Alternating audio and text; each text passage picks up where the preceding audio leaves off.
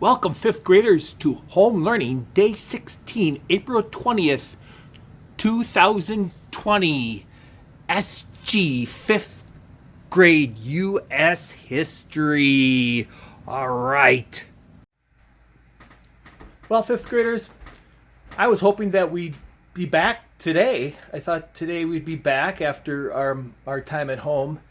And yeah, our education is changing now. School isn't over. It's just changing. It's just different. We still have the same goals, and I encourage you to keep pursuing all these great learning opportunities and persevering to learn, and also, encouraging you to engage and reach out to your teachers and your folks to keep learning.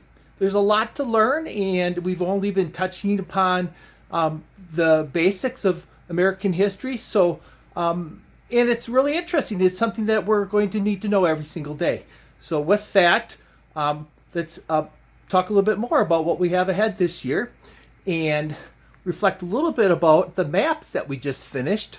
Now, I was thinking that we'd be going over some of those together, and I'm really kind of disappointed I haven't seen some of your maps. I know some of you do a great job. Most of you, all of you, have really improved over the last few years in your map coloring and drawing and making some keys. I know those maps that I sent for you to do to those first 3 weeks were lacking some decent keys like we talked about. So I was really looking forward to seeing what you guys did to make them better, and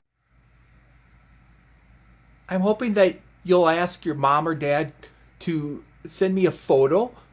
They can send it right to my phone or to my email address of your best map, the map that you think you did the best on, adding the key and coloring it and fixing it up.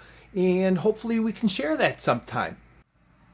When we were last in school, we were finishing up our unit on explorers and American expansionism, and we were learning about the Lewis and Clark journey across the United States.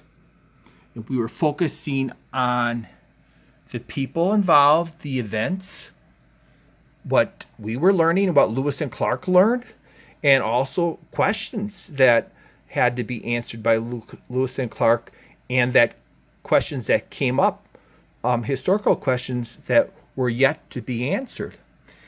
And we came up with, where was the Northwest Passage? What was really in the West? How would the Native Americans and the United States get along? Who is going to rule this new land? And there's one more question that we need to add that we were going to learn about as we came to the end of the trip. We were going to write that down when we learned about how York was given a vote as a peer in the Corps of Discovery with Lewis and Clark. And York is the man who was Captain Clark's slave. So that brings up the questions. What role would African Americans play in this new land? And would slavery be allowed in this new part of the U.S.? And that question was not really truly answered until the Civil War. I would like to compliment you on these great note sheets that you all put together.